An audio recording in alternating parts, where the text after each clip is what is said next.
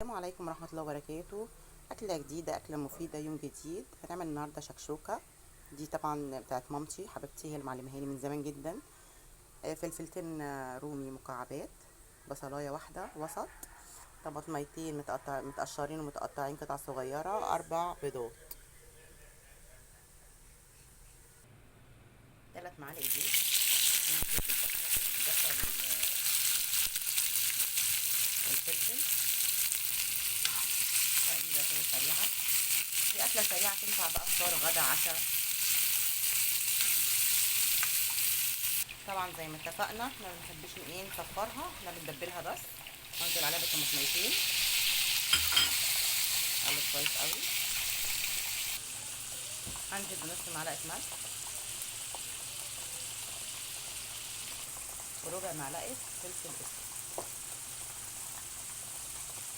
هشوحها كويس وارجع لكم تاني. هكسر الاربع بيضات بالمنظر دوت وهعملها في طبق خارجي، عشان ساعات بيبقى فيه عندي بيض مش حلو، فما بوظش البيض بقى، يعني واحده واحده وانزلها كده وادي رشه فلفل اسود.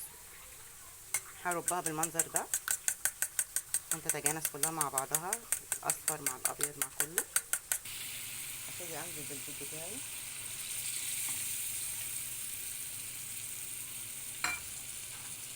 اقلبه كويس.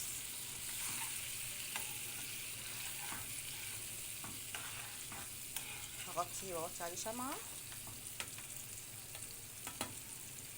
وبألف هنا وشفا.